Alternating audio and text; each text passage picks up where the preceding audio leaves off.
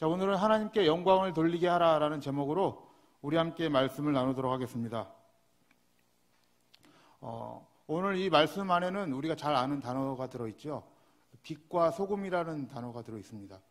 그래서 우리가 이 단어에 대해서는 굉장히 익숙한 단어인데요. 많이 듣고 또 많이 사용하고 있는 그런 단어죠. 그래서 우리가 기도할 때도 많이 사용하는 단어이고, 그 다음에 어떻게 대화를 할 때도 많이 사용하는 단어인데, 참 성경이 오묘한 게 무엇이냐면 우리가 익숙하고 잘 아는데도 참 어려운 것 같아요. 왜 어렵냐면은, 그러면 이 빛과 소금이 뭐냐라고 물어봤을 때 참 그런 것들 묵상하잖아요. 그러면 생각보다 이게 답이 딱 나오기가 생각보다 쉽지 않습니다. 이렇게 짠 물어보면 이게 많이는 들어오고 많이는 사용했는데, 많이 익숙한 단어인데도 불구하고 그것을 해석해내기가 쉽지 않다는 거예요. 그런데 신학자들이 이런 얘기를 합니다. 성경을 해석할 때의 이런 방법 중에 하나인데요. 이게 이제 제일 스탠다드한 방법 중에 하나인데, 성경을 해석할 때 이렇게 하라고 합니다. 어떻게 하라고 하냐면, 진리가 진리를 해석하게 하라. 이런 말씀 들어보셨는지 모르겠는데, 다르게 얘기하면 이렇게 얘기하는 거죠. 성경이 성경을 해석하게 하라는 거예요. 그러니까 성경에 어떤 이런 단어들이 나오면은 그냥 그것이 우연히 짠 만들어지는 것이 아니라 성경 안에서의 다른 그 단어가 어떻게 사용되어 있는지를 좀 확인하고 해석을 하라는 거예요. 그럼 왜 그렇게까지 해야 되느냐, 귀찮은 이런 작업을 해야 되느냐라고 물으신다면 이런 거죠, 여러분들. 우리는 이 말씀을 진리로 듣고 생명으로 듣습니다. 맞습니까, 여러분들? 예, 많지가 않으신 것 같아요. 진리요 생명으로 듣는 말씀이에요. 진리의 말씀이라는 것은 여러분 변함이 없어야 되는 것입니다. 그 말씀은 어제나 오늘이나 영원토록 변함이 없어야 되는 말씀이기 때문에 우리가 사사로이 해석을 할 수 있는 건 아니에요. 그러니까 내가 이 말씀은 이런 거겠지라고 그냥 딱 생각하고 그냥 말씀을 전하기는 너무 어려운 것입니다. 그러나 진리 안에서, 이 다른 성경 안에서 그 단어들이나 그런 용례를 찾아보고 말씀을 전하는 게 왜 안전하겠습니까? 진리이기 때문에, 변하지 않기 때문에 다른 성경 안에서 이 말씀들이 어떻게 비슷하게 사용되고 있는지를 찾아보고 해석하는 게 굉장히 중요하다는 거예요. 제가 서두에 왜 이런 말씀을 드리냐? 오늘 찾아볼 말씀이 조금 있다라는 거예요. 처음에 한두 절 찾아보면은 그때는 이제 잘 이렇게 찾아오시다가 한 세 번, 네 번 찾으시면은 그때부터 눈빛들이 변하시고, 벌써 그 눈이 감기시면서 하늘에 갔다 오시고, 입신하시고, 삼중천을 경험하시고, 이런 일들이 많으셔가지고 제가 미리 말씀드리는 거예요. 오늘 찾을 게 완전히 많지는 않아요. 근데 오늘 이 말씀을 통해서 우리가 조금 생각을 해봤으면 좋겠어요. 예수님께서 제자들에게 제일 처음 하신 말씀이잖아요. 이 산상수훈이라는 것이 공생의 첫 사역을 시작하면서 제자들에게 하신 말씀인데, 이 말씀이 왜 어떤 의미로 말씀하셨는지를 우리가 좀 생각을 해봤으면 좋겠습니다.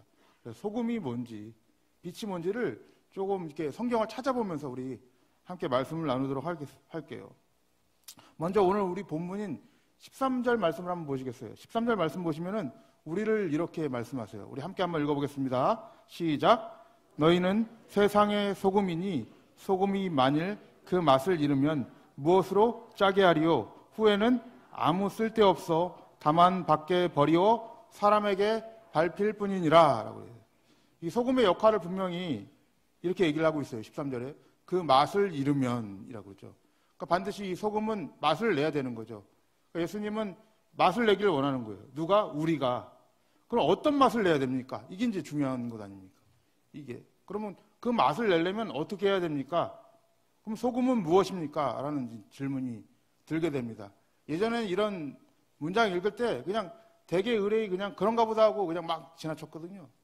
근데 이제 말씀을 읽고 전하다 보니까 이런 것들이 그냥 이렇게 쉽게 지나칠 수 있는 단어들이 아니고 어려운 문장이기 때문에 여러 군데를 좀 찾아보게 됩니다. 근데 이 소금이라는 단어가 구약에 많이 사용되고 있더라고요.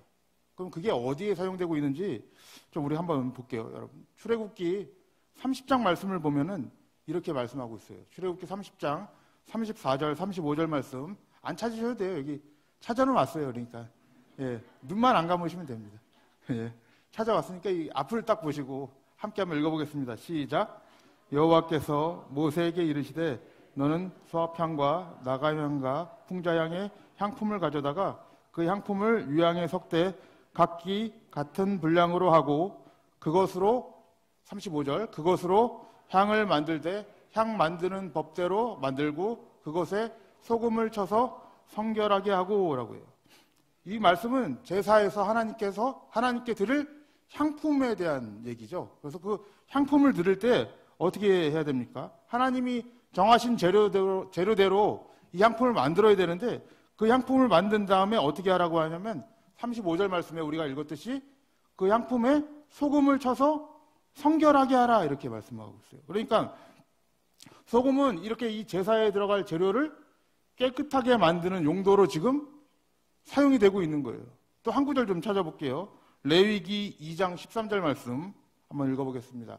시작. 내 모든 소제물에 소금을 치라.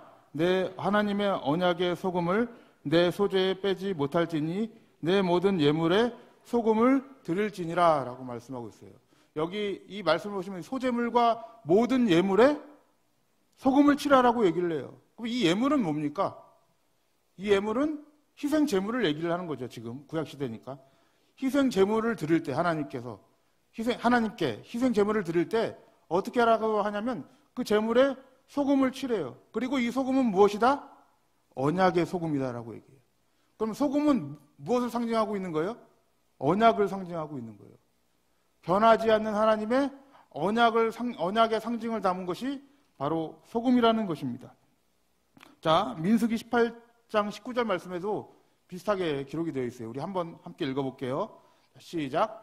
이스라엘 자손이 여호와께 거제로 드리는 모든 성물은 내가 영영한 음식으로 너와 내 자손에게 주노니 이는 여호와 앞에 너와 내 후손에게 변하지 않는 소금 언약이니라 라고 되어 있어요. 거제로 드린다라고 얘기를 해요. 거제로 드린다는 것은 들어서 하나님께 바쳤다라는 거죠. 그리고 내린 그 제사를 얘기를 하는 거예요. 그럼 그 제사를 드릴 때 어떻게 하라고 얘기를 해요? 이 제사를 가리켜서 하나님이 소금 언약이다. 근데 그 앞에 수식어가 있죠. 영원히 변하지 않는 소금 언약이다라는 거예요. 그러니까 이 제사가 영원히 변하지 않는 소금 언약과 같은 거다라고 얘기를 해요. 그러면 이 영원히 변하지 않는 이 언약의 상징물이 뭔 거예요? 소금이라는 거예요. 소금. 구약의 의미죠. 그러니까 여러분 예수님께서 너희는 소금이다라고 얘기했을 때 뭐 단순히 짠 얘기하는 게 아니라 당연히 구약의 개념을 가지고 오셔서 지금 이 제자들에게 말씀하고 계신 것이죠. 그런데 여기서 중요한 것은 우리가 이렇게 좀 생각을 해봐야 될 거예요. 왜냐하면 우리가 이제 뭐 빛과 소금의 역할을 해야 되겠죠. 나가서 당연히 해야 되는데 해야 되기 이전에 우리가 존재론적인 좀 정의를 내려야 돼요. 정체성이라고 하죠. 뭐냐면 예수님이 이렇게 먼저 말씀을 하신단 말이에요. 너희들 나가서 빛과 소금이 되어라 라고 하지 않고 너희는 빛과 소금이다 라고 그냥 미리 못을 박아버리신단 말이에요. 제자들이 이 말씀을 들을 때 좀 어떻겠습니까? 내가 지금 뭐 빛될 자격이 있는가? 아직은 뭐 예수님에 대해서 잘 알지도 못하고 무슨 사역을 하기도 이전에 예수님이 지금 못 박아버리시는 거예요. 너희는 소금이다. 그래서 오늘 말씀을 보면 너희는 소금이다. 너희는 세상의 빛이다 라고 존재론적으로 먼저 말씀을 하고 있는 거예요.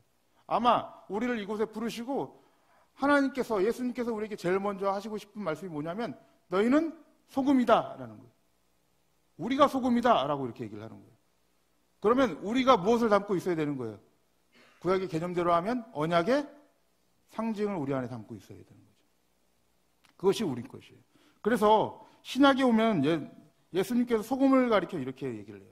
마가복음 9장 50절 말씀 한번 보시겠습니다. 우리 함께 읽어볼게요. 시작. 소금은 좋은 것이로되 너희 속에 소금을 두고 서로 화목하라 하시니라 라고 말씀하고 있어요. 우리가 방금 이제 구약의 개념들을 살펴봤을 때 소금이 거의 다 어디에 사용되었습니까? 제사에 연관되어서 사용이 되었죠. 그러면은 여러분들 간단하게만 생각을 해볼게요. 구약에서 백성들이 왜 제사를 드렸어요? 왜 희생제물을 바쳐야 했습니까? 그렇죠. 죄 때문에 그렇죠. 내 죄 때문에 내 죄를 용서받기 위해 바쳤지만은 더 구체적인 구체적인 이야기로 들어가면은 하나님과 나와의 관계가 회복되기 위해서죠. 죄로 말미암아 사이가 갈라져 있으니까, 하나님과 우리 사이의 관계가 갈라져 있으니까 하나님께서 이 소금을 두고 약속을 하시는 거죠. 이 제사를 두고 약속을 하시는 거예요. 그래서 그 약속을 두고 어떻게 하시는 거예요? 서로 화목하게 만드시는 거죠. 그래서 제사는 화목하게 만드는 거란 말이에요. 그래서 지금 읽은 마가복음 9장 50절에 이렇게 얘기를 하는 거예요. 너희 속에 소금을 두고 서로 화목하라라는 거예요. 그럼 우리 안에 소금을 두라는 건 우리가 얘기하는 좀 물리적인 소금을 얘기하는 건 아닐 것 아닙니까? 그건 가게에 가서 사오면 되는데 그런 소금이 아니라 어떤 소금이겠어요, 여러분? 우리 안에 무엇을 두고? 언약을 두고, 다르게 얘기하면 약속의 말씀을 두고 서로 어떻게 하라는 거예요? 화목하라라고 얘기하는 거예요. 그러니까 하나님의 언약이 우리 안에 있으면 어떠한 일이 일어난다는 거예요? 화목이 일어난다는 거예요. 이게 소금의 역할이라는 겁니다. 그래서 예수님의 십자가를 가리켜 여러분들 이렇게 정의를 하고 있어요. 에베소서 2장 14절에서 16절 말씀을 보시면 십자가에 대해 이렇게 얘기를 합니다. 우리 함께 읽어보겠습니다. 시작. 그는 우리의 화평이신지라 둘로 하나를 만드사 원수된 것 곧 중간에 막힌 담을 허시고, 원수된 것 곧 의문에 속한 계명의 율법을 자기 육체로 폐하셨으니 이는 이 둘로 자기 안에서 한 세 사람을 지어 화평하게 하시고 또 십자가로 이 둘을 한 몸으로 하나님과 화목하게 하려 하심이라. 원수된 것을 십자가로 소멸하시고 라고 해요. 하나님께서 우리에게 주신 언약이 무엇이에요? 최종적으로 완성된 예수 그리스도의 십자가 언약이죠, 여러분. 이 언약을 두고 어떻게 하라는 거예요? 서로 화목하라는 거예요. 우리는 이제 십자가 하면은 그냥 그렇게만 생각을 많이 하죠. 그냥 죄의 용서, 구원받는 것으로 끝나는 경향들이 있는데 성경은 거기서 그치질 않고 계속 나아갑니다. 우리가 구원받고 우리가 하나님으로부터 나음을 얻었으면 어떻게 하래요? 서로 그 언약을 두고 소금을 두고 화목하라라고 얘기하는 거예요. 그게 무슨 역할이면 십자가가 우리에게 가진 역할이에요. 나만 구원받는 게 중요한 것이 아니라 그 소금을 두고 그 소금을 나타내어서 어떻게 하라는 거예요? 서로 화목하라는 거예요. 그래서 하나님과의 관계도 화목이 되지만은 또 무엇과의 화목을 얘기하고 있습니까? 인간과의 관계도 화목이 있는 거예요. 당시에 여러분들 이 에베소서가 쓰여진 당시에 얼마나 어려움들이 있었습니까? 이 그리스도인들 안에 유대인들과 이방인들이 함께 공존해야 되는데 텃세 같은 것들이 있고 안 맞는 문화들이 있고, 근데 그것이 어디서 허물어진 거예요? 예수 그리스도의 십자가 안에서 허물어졌다는 거예요. 그래서 너희는 가족이고 권속이다라고 에베소서에서 말씀하고 있습니다. 그러니까 이 십자가를 나타낸다는 것, 너희는 소금이다라는 것은 무엇을 말하고 있는 거예요? 세상에 나가서 서로 이 소금을 두고 화목하라라는 그 의미가 내포되어 있는 것이지요. 그래서 우리가 이렇게 살펴본 것처럼 예수님께서 너희는 소금이다, 너희는 빛이다 하는 그 이유가 무엇일까요, 여러분들? 다른 게 아니죠. 우리 안에 무엇이 있기 때문에? 그리스도의 언약이 있기 때문에 그렇게 말씀하시는 거예요.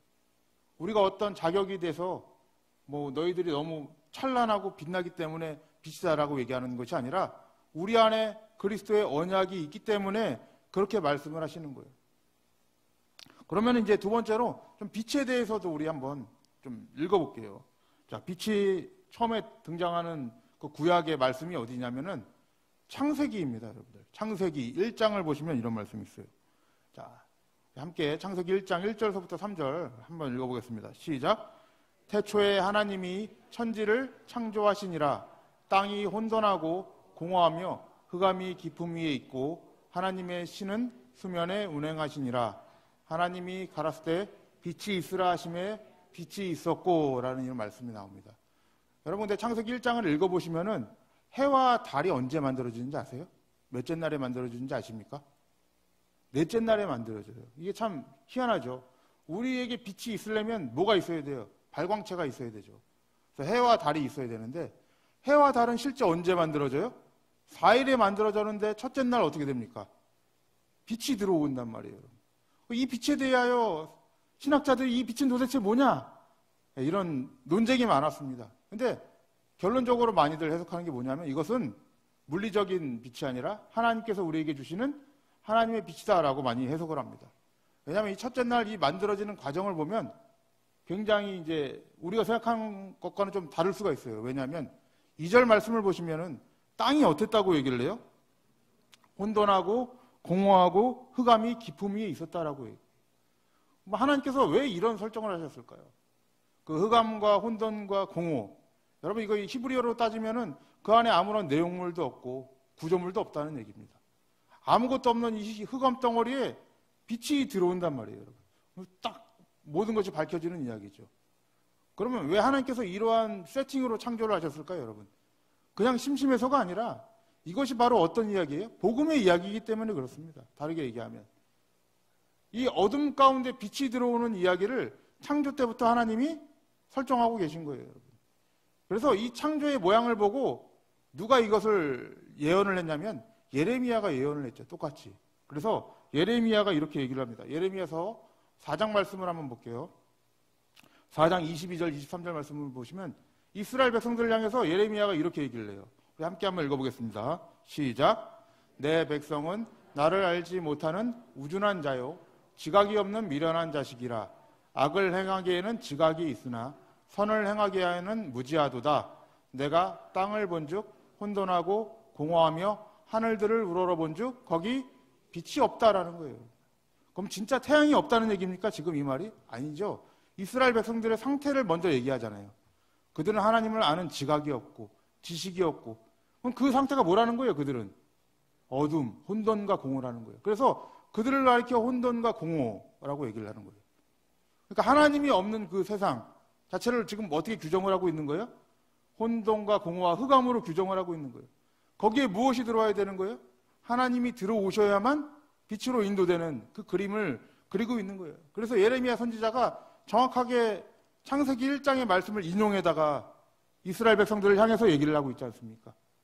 그러니까 그 창조의 모습 자체가 그냥 단순히 창조만 얘기하는 것이 아니라 흑암 가운데 빛을 만들어내시고 우리 가운데 빛으로 인도하시는 하나님의 모습을 1장 1절서부터 지금 그리고 계신 거예요. 이 놀라운 말씀이죠. 근데 그 말씀이 이 창세기 1장의 말씀이 신약에 오면 요한복음에 다시 반복이 되죠. 여러분들 잘 아실 거예요. 그래서 요한복음 1장 1절 말씀 보시면은 이렇게 말씀을 하고 있어요. 자, 함께 한번 읽어볼게요. 시작. 태초에 말씀이 계시니라. 이 말씀이 하나님과 함께 계셨으니 이 말씀은 곧 하나님이시라. 그가 태초에 하나님과 함께 계셨고 만물이 그로 말미암아 지은 바 되었으니 지은 것이 하나도 그가 없이는 된 것이 없느니라. 그 안에 생명이 있었으니 이 생명은 사람들의 빛이라. 빛이 어두움에 비치되 어두움이 깨닫지 못하더라 라고 얘기를 해요. 그래서 태초에 말씀이 계시니라. 여러분들 다 아시죠? 이 말씀은 이 육신으로 우리 가운데 오신 예수 그리스도를 지금 말씀하고 있는 거죠. 그래서 이 말씀이 뭐라고 얘기하냐면 생명이고 빛이라고 얘기를 해요. 근데 이 말씀이 우리 육신에 왔더니 어둠이 깨닫지 못하였다라고 얘기를 하고 있죠, 여러분들. 그러니까 여러분들 세상 사람들은 지금 무엇으로 규정을 하고 있는 거예요? 하나님이 없는 어둠으로 규정을 하고 있는 거예요. 그래서 그리스도가 왔는데 세상이 깨닫지 못했다라고 얘기를 하고 있는 것입니다.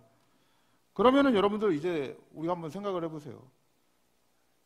예수님께서 오늘 본문 말씀 그 밑에 아까 13절을 읽었는데 14절 말씀에 이렇게 말씀하죠. 너희는 세상의 빛이라. 산 위에 있는 동네가 숨기우지 못할 것이요 사람이 등불을 켜서 말 아래 두지 아니하고 등경 위에 두나니 이러므로 집안 모든 사람에게 비치느니라 라고 얘기를 해요. 이 말씀을 하신 이유가 무엇일까요, 여러분들? 너희가 세상의 빛이다 라고 하시는 이유는 무엇일까요? 하나님이 없으면 우린 다 뭐였습니까? 어둠이었잖아요. 그러니까 너희가 빛이라고 하는 이유는 무엇입니까? 우리 안에 무엇이 있기 때문에? 하나님 예수 그리스도가 존재하고 있기 때문에 그 말씀이 그 언약이 우리 안에 있기 때문에 우리를 존재론적으로 그렇게 너희는 빛이다, 너희는 소금이다 라고 이렇게 말씀하고 있는 것이에요. 그래서 이 빛을 어디에 둔다고 얘기를 합니까? 14절 말씀에 산 위에 있는 동네가 숨기우지 못할 것이오 라고 얘기해요. 이 당시에 이제 산 위에 있는 동네는 예루살렘 성전을 가리키는 거였어요, 여러분. 그래서 이스라엘 성전이 딱 그 이스라엘 사람들이 보기 좋은 곳에 자리 잡고 있었던 것이죠. 여러분들, 그 하나님을 나타나기 위해서 하나님께서 항상 하나님의 말씀을 가운데다 두시길 원하세요, 여러분. 그게 언제 그런 일이 있었는지 아십니까? 태초에 그런 일이 있었어요. 아담을 지으면서부터 하나님이 이 선악과 안에 무엇을 두셨어요? 하나님의 말씀을 주셨잖아요. 다른 건 다 따먹어도 되지만은 너는 이것을 먹지 말라. 왜 그랬을까요? 하나님의 말씀을 너는 순종하는 자가 되어야 한다라는 얘기죠. 다른 말로 하면. 그래서 그 말씀을 중앙에다 둔단 말이에요. 창세기 때부터 중앙에다 두셨죠. 예루살렘 성전도 산 위에다 두시고. 그렇게 해서 어떻게 하라는 거예요? 그 빛을 나타내라는 것이죠. 그래서 예수님은 오늘날도 우리에게 똑같이 말씀하고 계신 거예요. 빛을 비추기 위해서는 바닥에 두지 말고 위에 둔다. 그럼 하나님의 말씀이 우리에게 왔을 때 그 말씀이 어떤 역할을 한다는 얘기겠습니까? 그 말씀이 제일 위에 가는 말씀. 다른 말로 하면 그 말씀을 우리가 제일 우선순위로 두는 삶을 살게 하시는 분이 누구예요? 하나님이라는 거예요. 하나님의 말씀이 우리 안에 진정으로 깨닫게 되고 그 말씀에 가치가 있다면 무엇을 제일 우위로 말씀을 전하겠습니까? 당연히 그 인생이 그 빛을 나타내기 위해서 제일 우선순위로 살아가겠죠. 여러분, 이것은 우리의 인생의 진리와도 같아요, 여러분. 오늘 이제 마지막 16절을 보시면 이렇게 얘기를 해요. 이같이 너희 빛을 사람 앞에 비치게 하여 저희로 너희 착한 행실을 보고 하늘에 계신 너희 아버지께 영광을 돌리게 하라라고 얘기해요. 그러면 이같이 너희 빛을 사람 앞에 나타내래요. 여러분, 여기에는 이제 여러 가지 복합적인 의미가 있을 수도 있습니다. 왜냐하면 너희 빛을 나타내라고 그러죠. 사람마다 자기가 생각하는 빛이 있어요. 우리는 뭐 여기 계신 분들은 전부 신실하신 분이시기 때문에 그 빛이 누구예요? 예, 하나님이시고 예수 그리스도시겠죠. 다 신실하시니까. 근데 사람마다 다를 수 있어요. 그 빛이라는 게. 어떤 사람은 무엇이 빛으로 생각하며 살 수 있을까요? 돈이죠. 명예죠. 예, 그것이 있으면 내 인생이 빛날 것이다. 학벌이 좋으면 빛날 것이다. 좋은 직장에 들어가면 빛날 것이다. 그 빛을 내가 얻어야 된다. 이건 세상이 가진 기준이란 말이에요. 그런 이치란 말이죠. 그럼 그런 사람들이 결국 자랑하는 건 뭔지 아십니까? 자기입니다. 자기, 결국은. 자기가 올라가서 자기를 자랑하게 돼 있어요. 자기가 빛이기 때문에. 근데 그게 여러분 종교 안으로도 들어올 수 있어요. 종교 안에서도 여러분들 하나님의 공로로 살지 않고 하나님의 은혜로 살지 않고 나의 노력과 나의 공로로 이루어진 그러한 신앙으로 똘똘 뭉쳐 있다면 바리새인들이 그랬었죠, 여러분들. 근데 그것은 바리새인들뿐만 아니라 오늘날 이 한국 기독교에서도 우리가 돌아봐야 될 문제인 것입니다. 내가 지금까지 무엇을 했고 그래서 그 빛을 자기 의의로 사용하시는 분들이 있는데 그 빛은 여러분들 어떤 빛이겠습니까? 망하는 빛이죠. 너희 빛을 비추라라고 이렇게 얘기하는데 16절 말씀 너희 빛을 사람 앞에 비치게 하여 저희로 너희 착한 행실을 보라라고 얘기를 해요. 그러면은 이 착한 행실은 무엇으로 말미암아 나오는 거예요, 여러분들? 그 빛을 비추는 행실이겠죠, 여러분들. 이 빛이 뭐였습니까? 그리스도, 예수 그리스도, 하나님이잖아요, 여러분들. 그래서 이 착한 행실을 보고 하나님께 영광이 될 수 있다라고 얘기를 하는 거예요. 그러니까 하나님께 영광이 될 수 있는 그 한 가지가 무엇이냐면 바로 예수 그리스도를 나타내신 것이에요. 그래서 성경 말씀을 보면요. 하나님의 영광을 어디에 두셨습니까? 하나님의 영광을 구약에서는 예루살렘 성전에 두셨지만은 그 성전의 주인이신 예수 그리스도께 영광이 이어지죠, 여러분들. 그래서 그 영광을 따라서 그 영광을 돌리는 것은 예수 그리스도 외에는 여러분 우리가 돌릴 수 없는 거예요, 여러분. 우리는 우리의 것으로 돌릴 수 있다고 자신할 수 있겠지만은 실질적으로 여러분들 그리스도 외에는 하나님이 영광이라고 생각할 만한 것들을 크게 주시지 않으셨습니다. 그래서 제가 찾아오지는 않았지만은 히브리서를 보면 이렇게 얘기를 합니다. 고린도후서 4장을 볼까요, 한번? 고린도후서 4장을 지금 제가 찾아오질 않아서 한번 좀 찾아볼게요. 성경을 가지고 계신 분들은. 고린도후서 4장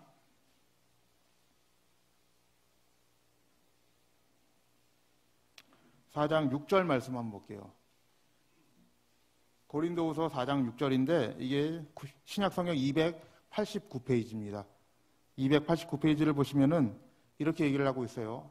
자, 우리 함께 한번 읽어보겠습니다. 시작. 어두운 데서 빛이 비치시라 하셨던 그 하나님께서 예수 그리스도의 얼굴에 있는 하나님의 영광을 아는 빛을 우리 마음에 비추셨다라고 얘기를 해요. 이렇게 말씀하시죠. 하나님의 영광이 어디에 있습니까? 예수 그리스도 안에 있다. 그거를 어디에 비추셨다? 우리 마음에 비추셨다라고 얘기를 하는 거예요. 그러면 우리의 착한 행실이 어디서 나오는 거예요, 여러분들? 그리스도의 십자가 안에서 나오는 거예요, 여러분들. 이 빛을 비출 때 하나님이 뭐라고 얘기하시는 거예요? 너희가 착한 행실이다라고 얘기를 하는 거예요. 너희가 세상이다, 빛이다라고 얘기를 하는 것입니다. 이 말씀을 여러분들 깊게 좀 생각을 해보셨으면 좋겠어요.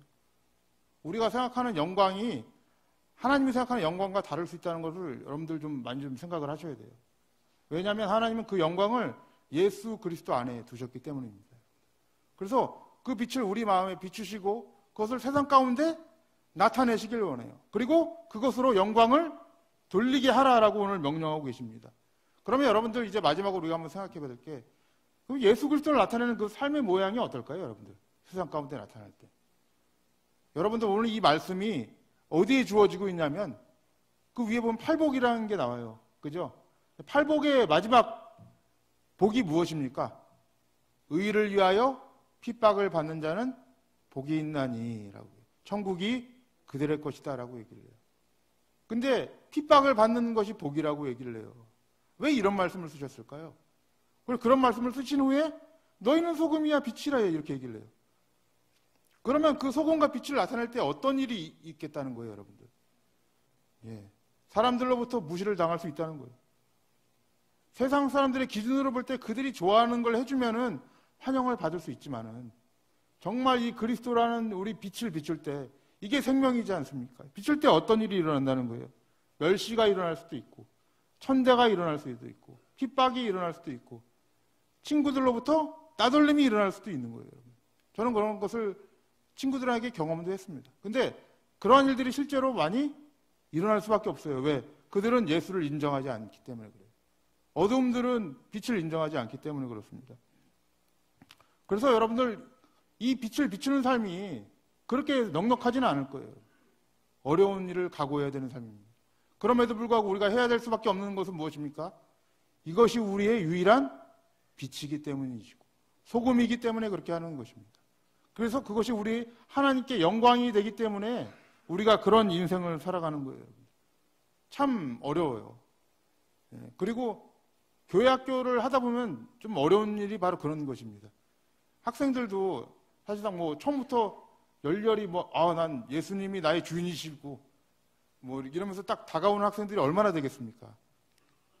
설교할 때마다 다 어둠들이에요, 여러분들. 눈이 다 이렇게 다 흐려져 있어요. 말씀을 좀 받으면은 초롱초롱해져야 되는데 어둠들이 많아요. 근데 그 어둠의 눈빛들이 좀 변했으면 좋겠는데 그런 거예요. 근데 거기서도 솔직히 그렇게 환영을 받지 못할 수 있습니다. 학생들한테도 이렇게 예수를만을 전한다는 것이 환영을 받지 못할 수도 있어요. 그럼에도 불구하고 그것이 뭐라고 얘기하냐면 복이다라고 얘기를 해요. 진짜 예수님 말씀이 왜 어렵냐면 이런 거죠. 예수님 말씀을 전하면 그들이 무엇으로 드러나야 됩니까? 빛을 전하니까 어둠으로 드러나야 되잖아요. 다르게 얘기하면은 빛을 전하니까 너희들은 죄인이다로 해석을 해야 되는데 그들을 부인시켜야 되지 않습니까? 하나님 말씀으로. 너희는 죄인이야. 너희는 어둠이야. 그러니까 그리스도를 주인으로 삼고 살아가야 돼. 이게 여러분들 쉽지 않은 거예요. 여러분들. 그렇지만 여러분들 이 삶이 우리에게 지금 주어져 있다는 거예요. 이 빛된 삶, 소금의 삶이 우리에게 주어져 있다는 것입니다. 여러분 안에 예수 그리스도가 지금 계시기 때문인 것입니다. 그래서 여러분들 이제는 일어나서 그 빛을 비추라. 이게 언제부터 얘기했습니까? 예, 그 빛을 비추라. 이사야 시대 때부터 벌써 말씀하고 계셨어요. 예, 그래서 그 빛이 너희에게 이르렀고 하나님의 영광이 우리 위에 임하였다라고 말씀하고 있죠. 일어나라, 빛을 발하라. 하나님께서는 끊임없이 우리에게 요구하시는 것입니다. 그래서 우리 모든 성도님들, 그 빛이 우리에게 이르렀으니 이제 그 그리스도의 영광을 따라서 그 빛과 소금을 나타내는, 그 그리스도를 나타내는 착한 행실의 우리 성도님들 되시기를 주님의 이름으로 축복합니다.